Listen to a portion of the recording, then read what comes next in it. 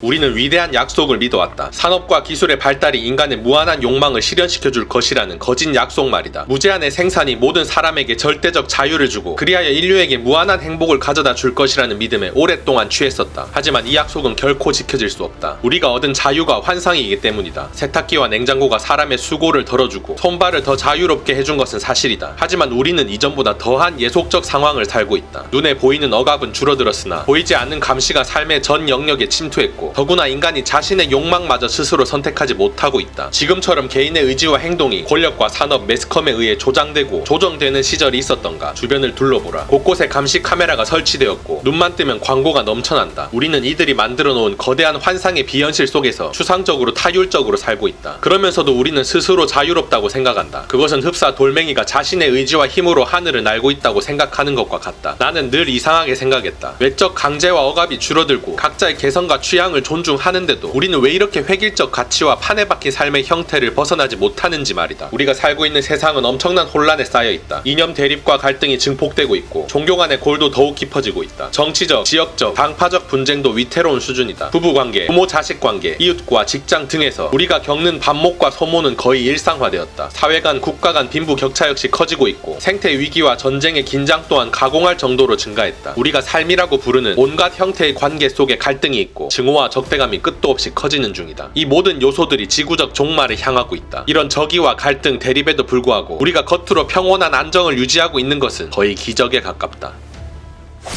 반갑습니다. 도끼형님입니다. 우리는 속았습니다. 절대 지켜질 수 없는 거짓 약속에 속아 넘어갔습니다. 열심히만 살면 이 레이스에서 1등만 한다면 천국이 눈앞에 펼쳐질 것처럼 사회는 우리를 속여왔고 그 때문에 우리는 소중한 것들을 너무 많이 놓쳐버렸죠. 현 상황에 어떤 점이 문제인지 한 발 들어가 봅시다.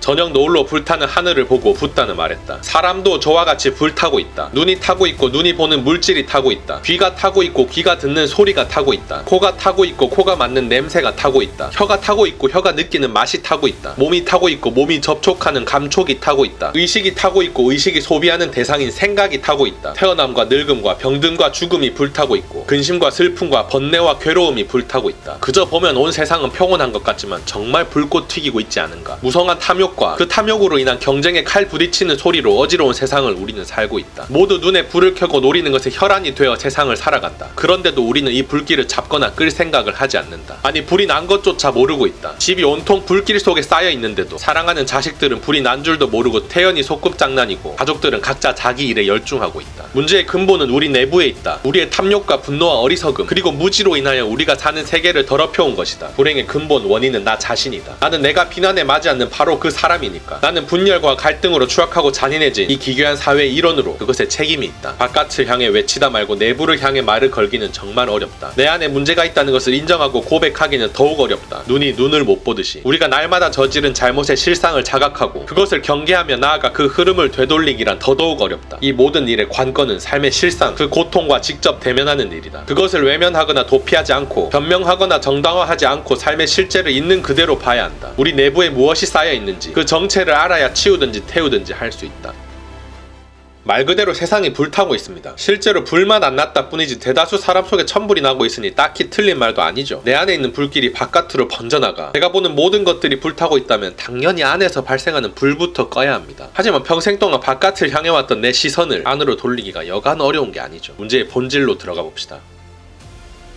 세상의 모든 것은 나의 이미지로만 존재한다. 욕망과 관심이라는 색안경을 통해서만 사물을 보고 자신의 이해관계를 기준으로 사람을 만난다. 우리는 진실로 사람과 만난 적이 없다. 자기 욕망의 투영인 이미지를 통해 상대를 만나기 때문이다. 비즈니스 상대는 말할 것도 없고 가장 가깝다는 가족이나 친구도 까마득히 멀어 보인다. 그는 나를 좋아하거나 싫어하며 나를 찬양했거나 모욕했고 내가 좋아하는 혹은 싫어하는 스타일에 또 내가 존경하는 지식 혹은 내가 경멸하는 지적 수준에 내가 샘내는 부귀 혹은 내가 천시하는 가난에 그리고 무엇보다 내게 득을 준 사람 혹은 득이 될 사람 또는 내게 해를 끼친 사람 혹은 끼칠 사람 그런 이미지를 통해서만 상대와 나는 관계를 맺는다. 남편, 아이, 이웃, 지도자, 정치가 대상은 달라도 우리가 만나는 패턴은 똑같다. 이것이 우리의 모습이고 우리가 늘 불행한 이유이다. 이들 이미지 때문에 우리는 생생한 접촉을 잃고 의미 있는 만남을 놓치고 만다. 우리가 염려, 근심, 걱정으로 눈멀어 있다면 우리는 황혼의 저녁이나 뜰에 핀 꽃, 아내의 젖은 손이나 남편의 굽은 허리를 볼 수 없다. 이러한 공허를 메우기 위해 우리는 전혀 다른 매체로 도피한다. 술, 도박, 외도가 전부가 아니다. 책, TV, TV, 극장, 공연장, 미술장으로 가는 발걸음 속에도 그 도피가 은밀히 숨어있다. 이미지를 버리고 실제와 만나라. 내 욕망과 기대를 통해 세상을 평가하고 원망하지 마라. 모든 것은 이미 이루어져 있으니 불평과 기대를 접어라. 작게는 작은 거슬림이 있거나 뜻대로 되지 않는 일이 있어도, 크게는 어떤 역경에 처하거나 불행에 처하더라도 그 주어진 운명에 고개를 끄덕이고 쓴 약은 깊이 울 대로 삼키는 연습을 해나가자. 그 용기와 더불어 세상은 나의 자아와 대적하기를 줄여나갈 것이고, 그와 더불어 마음에는 장애물이 점점 더 사라질 것이다. 마음에 장애물이 없을 때 우리는 욕망으로부터, 그리고 그 욕망의 공포로부터 자유로워질 수 있다. 그때 세상은 어제까지와 달리 투명하고 분명하게 보일 것이다. 우리는 더 이상 해야 할 일이 없다.